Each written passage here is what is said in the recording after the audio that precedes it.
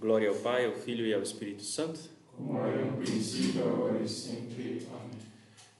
Perfeito. Vamos então agora entrar propriamente no conteúdo do nosso curso. E a primeira coisa que a gente vai ver é o significado do termo liturgia. Hoje em dia, a gente fala de liturgia unicamente no sentido de culto, de religião, não necessariamente católico, né? Você vê, o pessoal fala de liturgias, de ritos pagãos. Mas essa palavra, ela não começou com esse sentido. Liturgia vem de uma palavra grega. Acho que a palavra é assim.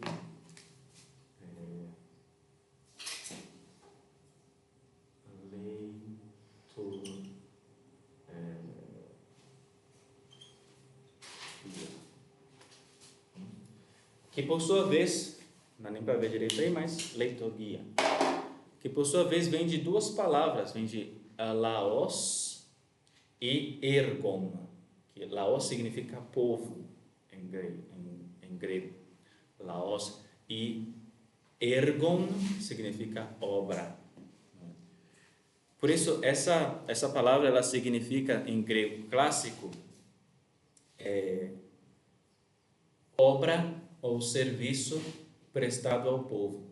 É como uma obra pública, uma obra que você faz em benefício do bem comum, como, sei lá, essas obras do governo que vão lá e arrumam uma estrada, ou reformam um museu, tombam um edifício, uma obra pública. Esse é o sentido original da palavra no grego. Mas ela foi sofrendo várias transformações até chegar ao nosso uso moderno, muito mais restrito de ação sagrada, como a gente vai ver. Vamos lá, na Grécia antiga, como disse, era isso, era um serviço prestado à coletividade, à sociedade, feito normalmente por pessoas ricas, porque você tinha que ter meios, recursos para fazer esse tipo de obra. Então, por exemplo, ações como a apresentação de um certo coro no teatro, como fazer o espetáculo para a população, a ornamentação de um navio de guerra ou de transporte público, essa é uma coisa assim, ornamentá-lo, fazer uma coisa bonita, o acolhimento de uma outra tribo, imagine que vem uma tribo ou uma ilha, um pessoal de uma outra ilha, para um jogo, para alguma coisa assim, quem acolhe esse pessoal, quem dá comida? Bom, o liturgo, entende? Que seria, no caso, esse rico que emprega o seu dinheiro no serviço público. Mais tarde, especialmente no Egito, a palavra começou a designar qualquer serviço público. Não só essas obras públicas grandes e abastadas, assim, mas qualquer serviço público, especialmente a partir do século II, também o serviço público cultual. Aí já começa a se aproximar do nosso sentido. Porque, pensem, especialmente numa cultura pagã, assim, onde não existia essa distinção moderna de sagrado, ou seja, o Estado não era laico, o Estado nunca foi laico, né? Sempre foi o elemento de coesão do povo, sempre foi a religião. As festas sempre foram festas de culto. Então é muito fácil que compreender como se possa passar de o sujeito que patrocina as coisas públicas ao sujeito que patrocina, dirige e organiza a ação cultual. Porque as coisas públicas eram quase todas cultuais. Então, você faz um jogo, é o jogo é o jogo em honra de Apolo. Isso é uma certa festa celebrativa, você está celebrando a colheita. Então, é sempre uma questão religiosa por trás. E aí, o sujeito que presta esse tipo de serviço organizativo já começa a ser chamado de o liturgo. Isso na cultura pagã, bem simples, né? No Antigo Testamento, vocês sabem que tem uma versão da tradução do Antigo Testamento, que é conhecida como a versão dos 70, que é a tradução feita por judeus na diáspora, judeus que tinham influxo da cultura grega. É uma tradução que tem uma especial importância, porque vão 70 tradutores que traduziram igualzinho, se diz, né? E se viu nisso um elemento de inspiração nessa tradução, ou seja, um fato meio sobrenatural. Pois bem, no Antigo Testamento, esse termo, litúrgico, ou liturgia, é usado para traduzir justamente o serviço realizado pelos sacerdotes e pelos levitas, né? que é a tribo sacerdotal que é encarregada do culto. A atividade deles se usa o verbo e o substantivo liturgia. É, pois, um termo técnico aplicado ao culto público e oficial, realizado por uma determinada categoria de pessoas, que são os levitas, os sacerdotes, né? Eles eram encarregados do culto. Vocês sabem que quando teve a divisão das tribos, a tribo de Levi ficou encarregada do culto, do serviço litúrgico, não tinha outra herança senão Deus, como diz Deus, né? E então esse termo é usado pelos 70 e de maneira muito muito propícia para traduzir justamente a ação sacerdotal, cultual no povo judeu. É a mesma tradução e os mesmos 70 dessa tradução, quando eles vão falar de um culto privado, de um culto que não é público, eles não usam a palavra liturgia, senão que usa douleia, latreia, né, que vem dos nossos doulia, latria, que é adoração, veneração, honra. Então você vê que o sentido, o termo liturgia é usado pelos 70, já no Antigo Testamento, é usado com um serviço, um sentido cultual público. Privado seria adoração, doulia, etc.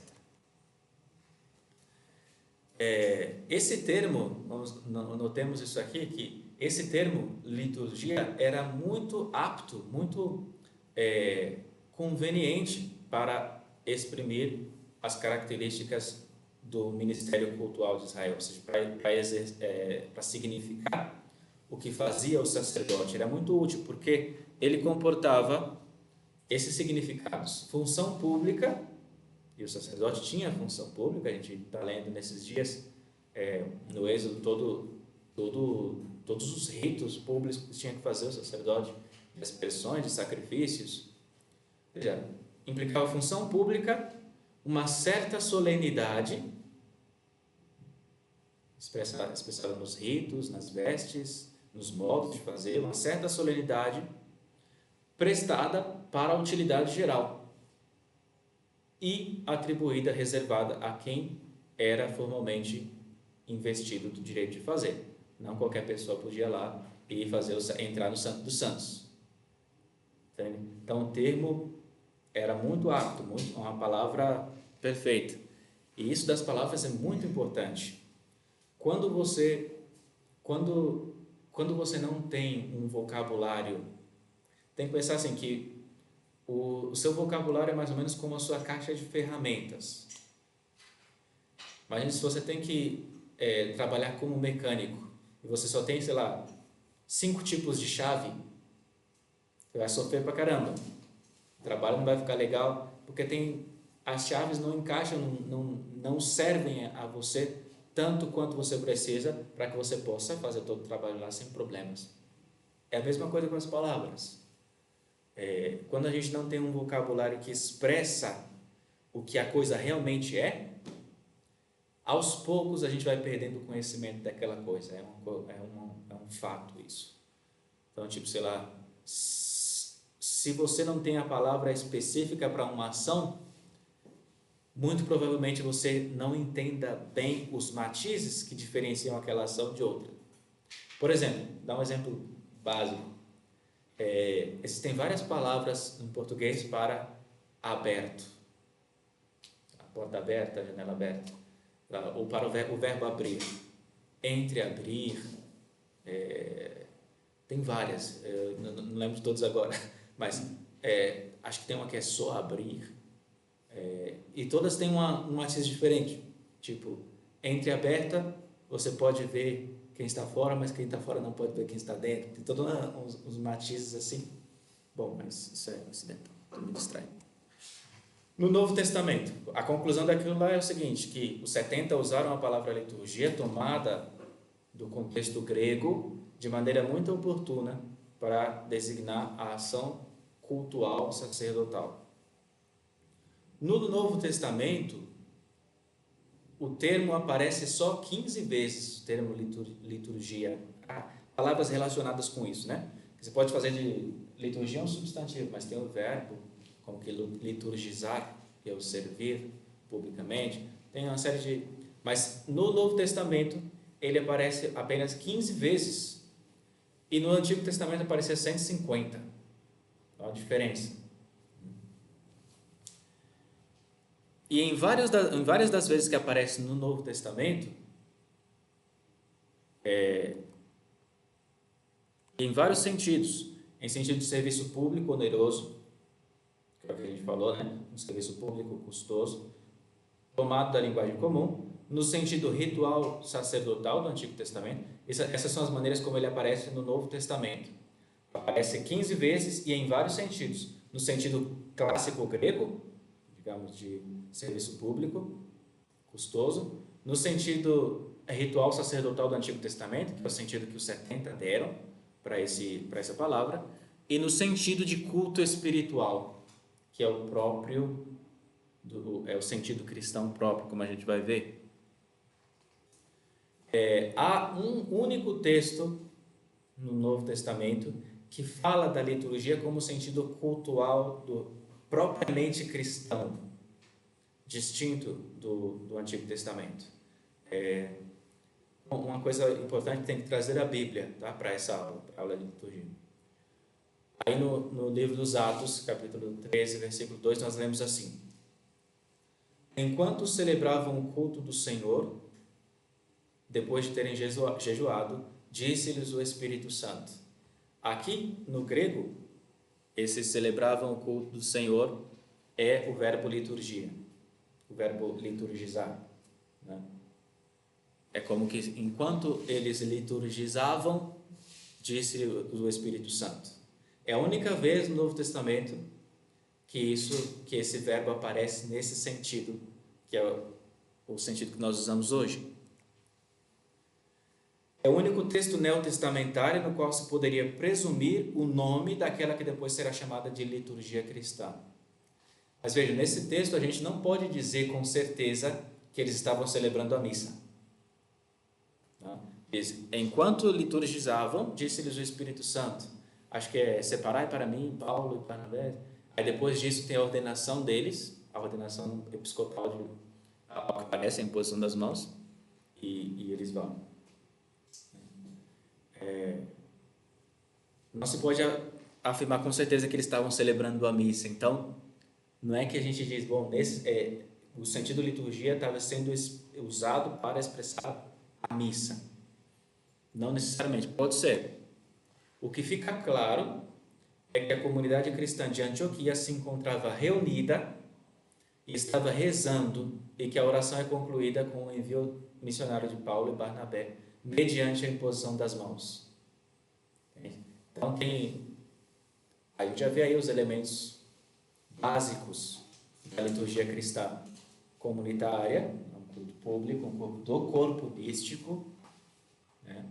É oração, e tem aí, digamos, esse gesto, que é o gesto da ordenação, que é a imposição das mãos.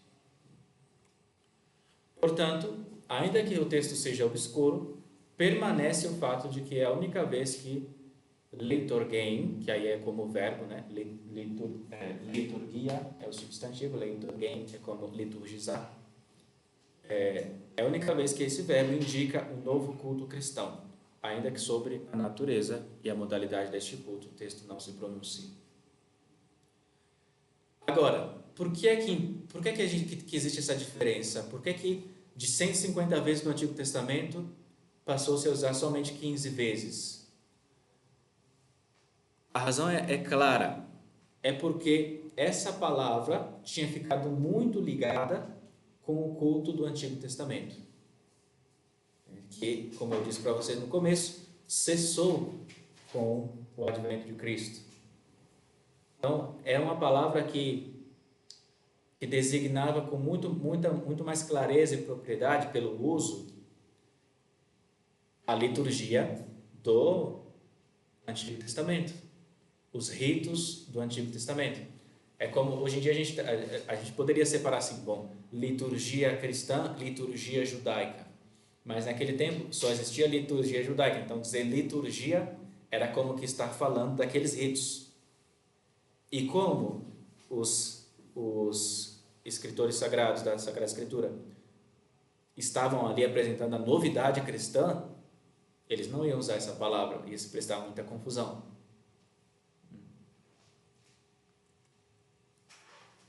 Então, o Novo Testamento evita usar termos rituais para designar lugares de culto, templos sagrados, ritos, objetos e pessoas sagradas. Evita essa linguagem, usar essa família da liturgia aí para expressar de maneira mais clara a novidade cristã. Em compensação, se serve frequentemente do vocabulário cultual. Os escritores do Novo Testamento, São Paulo especialmente, vai falar muito de culto, sacrifício, vítima, oferta. Ou seja, não estamos diante de um capricho linguístico, não é que eles abandonaram essa palavra por abandonar, mas tem uma intenção precisa, que é acentuar a novidade da experiência cristã, que já não é mais aquela liturgia do Antigo Testamento. Beleza, isso quanto ao termo, já vimos o termo na sua raiz grega, no Antigo Testamento e no Novo Testamento. Nos primeiros escritos apostólicos, ou seja, na época que sucedeu a época apostólica, os primeiros padres pós-apostólicos, o termo reaparece poucas vezes, mas começa a reaparecer, especialmente, exemplo a gente tem na Didaquê, nos escritos do Papa Clemente Romano, e depois a gente vai ver em São Justino, sendo utilizado em sentido cultual e eucarístico e em seu sentido ritual veterotestamentário. Então começa já a aparecer a liturgia para designar propriamente o culto especificamente cristão, o culto eucarístico. Este modo de falar do culto cristão, tomando como referência o precedente culto hebraico, provavelmente abriu caminho para que a palavra liturgia, despojada do seu sentido cultual levítico, adquirisse plena cidadania na igreja dos primeiros séculos. Isso foi muito favorecido pelo evento que aconteceu no ano 70, a destruição do templo. Vocês sabem que praticamente tudo o que se fazia em relação à liturgia judaica se fazia no templo. É lá que estava tudo. Toda a vida espiritual do povo girava em torno do templo. Então, quando Tito destruiu o templo dos judeus no ano 70, a liturgia judaica também foi impedida. E ficaram só esses ritos assim, tipo, mais caseiros, né? Essas coisas simples que eles fazem até hoje. Mas já não mais nem oração, nem holocausto. Só o restinho do muro, né? Então, os seguidores de Jesus consideram as instituições mosaicas como puramente figurativas da verdadeira e definitiva religião. A destruição do templo marcou muito claramente a separação da igreja do culto judaico. Já estava separado, sem dúvida. Mas esse fato foi decisivo. E se passou a olhar então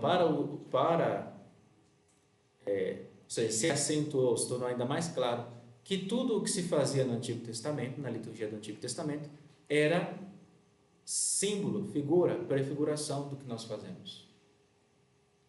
Isso já estava claríssimo na carta aos Hebreus. Você vai na carta aos Hebreus, o que São Paulo faz ali, claramente é mostrar como o sacerdócio do Antigo Testamento era só uma figura do sumo e eterno sacerdote que é Cristo. Não é que aconteceu só depois do ano 70, mas com a destruição do templo, uma das coisas que aconteceu é que ficou mais fácil a entrada do termo liturgia na igreja. Mesmo assim purificado, né? Depois da época pós-apostólica, mesmo assim purificado, o vocábulo do qual nos ocupamos, liturgia, não teve a mesma sorte nas diversas regiões da igreja. Uma coisa que aconteceu no Oriente, outra coisa que aconteceu no Ocidente. Por exemplo, no Oriente grego, liturgia passou a indicar o culto cristão em geral e a celebração eucarística em particular. Como que ficou ligado especialmente à liturgia eucarística. Hoje, de fato, ele indica, antes de tudo, a celebração eucarística conforme um rito particular. Assim se fala, por exemplo, da liturgia de São João Crisóstomo, liturgia de São Basílio, como ritos de celebração da missa. Liturgia de São Tiago, de São Marcos, etc. Isso é a celebração da Eucaristia segundo o rito e a oração eucarística que tem a sua origem naquele determinado padre grego. No entanto, no Ocidente Latino, o termo foi completamente ignorado. Então, depois da época pós-apostólica, já no Oriente, a palavra liturgia já entrou. Começou a designar já a missa em particular e também o culto cristão em geral. Mas no Ocidente, na Europa, não foi isso que aconteceu. Não entrou a palavra liturgia. Não, por exemplo, não foi traduzida para o latim essa palavra. É uma palavra grega, vamos dizer. Senão que no lugar da palavra liturgia, o que se usava na igreja latina, na igreja ocidental, é munus, officium, mysterium, sacramentum, opus, ritus, actio, celebratio, etc. Todas palavras que usava a igreja no Ocidente, mas que no Oriente eles usariam a palavra liturgia.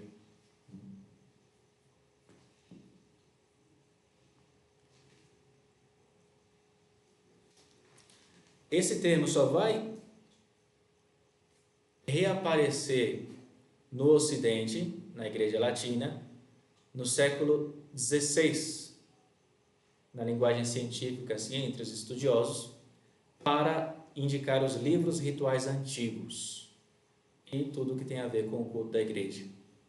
Então, é só lá no século XVI, quando eles foram falar, dos ritos de Santo Ambrósio, que vão falar da liturgia ambrosiana, da liturgia de São João Crisóstomo. Século XVI, até antes disso, por exemplo, na época de Santo Tomás, se usava officium, munus. Nos séculos 17 e 19, do 17 e 19, é adotado também pelas igrejas da Reforma e precisamente no sentido amplo do culto cristão. Até dentro e fora da igreja se começa a usar, a igreja católica se começa a usar esse termo, e ele é assumido, ele entra de uma vez por todas no vocabulário magisterial, nas encíclicas ou pronunciamentos, sobretudo a partir de Pio X e do Código de Direito Canônico de 1917. depois a partir daí já é como a gente conhece hoje, já é corrente. Na tradição judaico-cristã, o termo adquiriu, portanto, um sentido de culto público. Então fica claro isso. Resumindo todo esse percurso do termo liturgia, nós vemos que ele surge no âmbito profano, normal, simplesmente mas sempre com essa nota de obras públicas, e incorporado no Antigo Testamento pelos 70 para traduzir a função sacerdotal, o culto público sacerdotal. Ele depois, no Novo Testamento, é usado de maneira muito sóbria para evitar qualquer tipo de confusão entre o culto, a lei nova e a lei antiga, e depois vai sendo progressivamente reincorporado, antes de tudo no Ocidente, no Oriente, e depois no Ocidente, sobretudo a partir do século XVII. Mas uma nota fundamental da versão cristã, judaico-cristã, dessa palavra, a novidade, digamos, com relação ao grego, é a ligação com a realidade do culto. E por isso que agora convém que nós aprofundemos o que significa realmente culto, para que a gente entenda ainda mais claramente o sentido de liturgia. Vejam, a religiosidade, ser religioso, é uma nota específica do ser humano. Não sei se já pararam para pensar, mas o ser humano é o único animal sobre a Terra que exerce um tipo de religião. Isso tem muito para pensar aqui. A religião é uma atividade exclusivamente humana. Não existe animal religioso.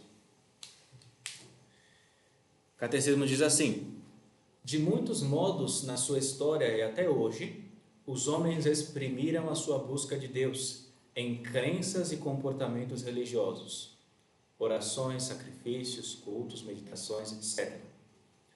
Apesar das ambiguidades de que podem enfermar, estas formas de expressão são tão universais que bem podemos chamar o homem de um ser religioso. Número 28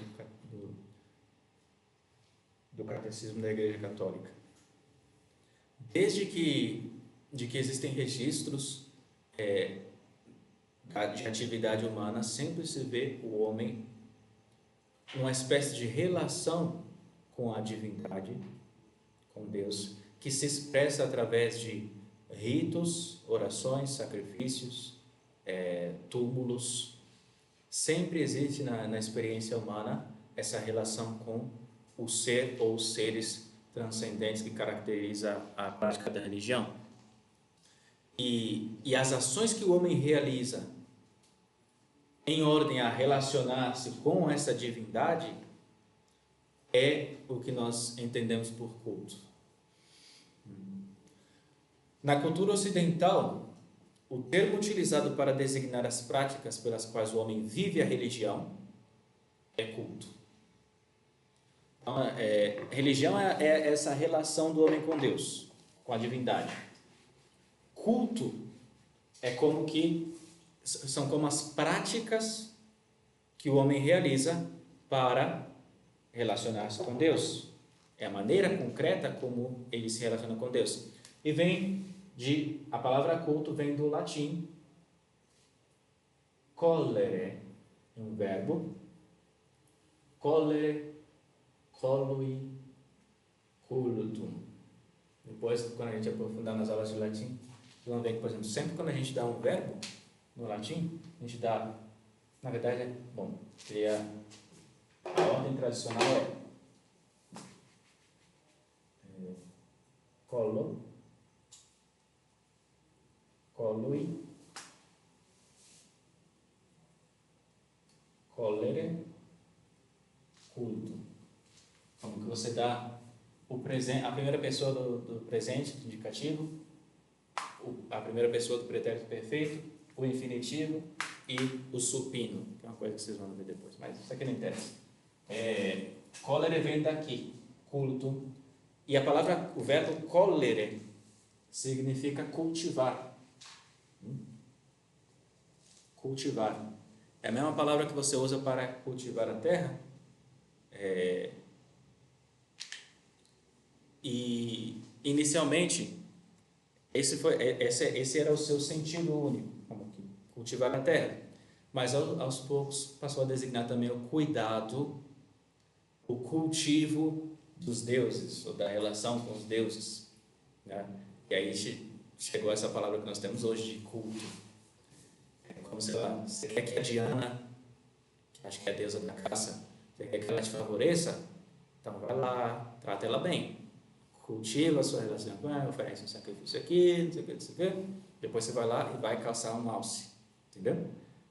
Então essa palavra culto vem daí, as coisas que você faz para o Deus.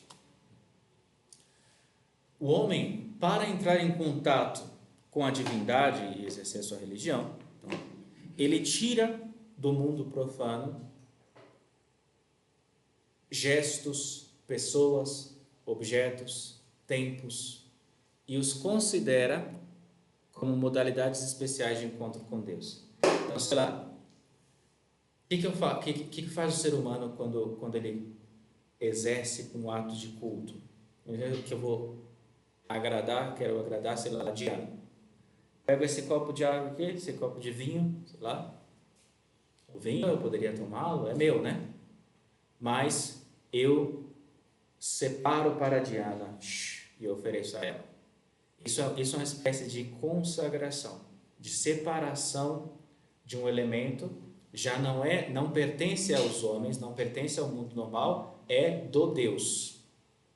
Isso é sacrifício. Sacrifício é sacrum facere, tornar sagrado, tornar separado, dar a Deus. E isso forma o que nós chamamos no vocabulário religioso de sagrado. O sacrum. Sagrado é como vem de sacer, que é justamente algo que foi separado do mundo e entregue ao Deus. Então,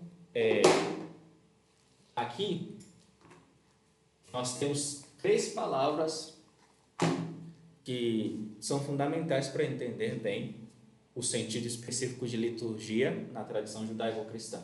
A palavra religião, a palavra culto e a palavra sagrado. O que fizeram os 70 foi tomar a palavra liturgia de um âmbito mais terreno, mundano, de coisas normais, e transferi-la para esse âmbito aqui, da relação com Deus, que se expressa através de certos atos de culto, e o que esses atos de culto fazem sempre é tornar sagrado algo, ou seja, dar algo ao Deus, privar-nos de algo para dá-lo ao Deus. Isso aqui é a estrutura básica da virtude mesmo da religião, é uma coisa humana isso. No Antigo Testamento, isso também está presente, essa ideia de separar uma coisa para Deus também está presente. Deus manda separar para ele os primogênitos, por exemplo. Qual que é o sentido de nascer o primeiro cabrito ali, você tem que matá-lo? Qual é o sentido disso? É expressar que tudo que isso não é meu, é de Deus. É como um sentido, o sacrifício é um ato de adoração. Não é meu, é de Deus. Eu reconheço a supremacia de Deus sobre a minha vida concreta. E faço isso dando a Ele uma coisa de valor. Só que nas religiões pagãs isso estava presente de uma maneira viciada já. Como eu falei, era como que para conquistar as boas graças da Diana que eu ofereço isso aqui para ela. Mas da mesma maneira que se eu preciso de um favor de alguém, eu trato ele bem. Não tem verdadeira adoração, tem um interesse por trás. No Antigo Testamento, essa estrutura está presente, mas não com aquele sentido utilitarista pagão, senão com um sentido que é o seguinte: Deus é o Senhor de absolutamente tudo que há. O monoteísmo bíblico é isso. Deus é o Senhor de tudo, é o Senhor da realidade, tudo é dele, eu sou dele, tudo é dele. Não é como Diana que, sei lá, só os bosques são dela, e se eu quiser entrar no bosque lá, eu preciso torná-la propícia. Não é esse o sentido. É o sentido que tudo é absolutamente de Deus. Então, tipo, não é como falar só, olha Deus, isso é meu, mas eu sou tão bonzinho que eu vou te dar, e você me dá 1 quilo de carne. Não é isso. Senão que tudo é dele, e o sentido do culto, e portanto do sacrifício também, é recordar o valor sagrado de toda a realidade. Ou seja, recordar que tudo é de Deus. É um ato simbólico de reconhecimento do absoluto de Deus sobre todas as coisas. Agora, esse Deus que Israel cultua não é simplesmente Deus como nós podemos conhecê-lo através da razão, Deus como causa primeira, senão que é um Deus que historicamente se revelou, desde Abraão, passando pelos patriarcas até Moisés. Esse Deus entrou em contato, se revelou seu nome, seu projeto, sua lei. Ele tratou com o povo pessoalmente. E por isso que o culto, todo o culto do Antigo Testamento, o culto de Israel, a liturgia de Israel, está estreitamente ligada com a história do povo, com a história dessas intervenções de Deus. Especialmente, tudo começa aí, digamos, é a grande intervenção de Deus em favor do povo, com o tema do Êxodo, da libertação do faraó. Vocês veem que é em torno desse evento que se estabelece todos os ritos, a maioria dos ritos realizados pelos judeus, porque o que eles estão fazendo é trazendo a memória, fazendo memória, não só no sentido de lembrar, mas no sentido de alguma maneira atualizar o pacto que eles fizeram com esse Deus que os libertou do Egito. Essa é a especificidade do culto hebraico. Existe, portanto, uma estreita ligação entre o culto e a vida, a história, o culto, vida e história daquele povo. E porque tudo o que aconteceu em sua história, na história do povo, e por tudo o que aconteceu em sua história, por tudo o que aconteceu em sua história que o povo professa sua fé e seu propósito de servir ao Senhor.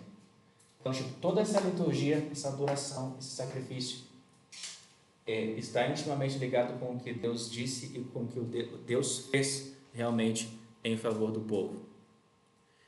Essa ligação entre Deus e o povo foi constantemente abalada pela infidelidade do povo. Então o povo deixava de cumprir, digamos, essa sua aliança com Deus feita no Êxodo, e vinham os profetas e retornavam tudo.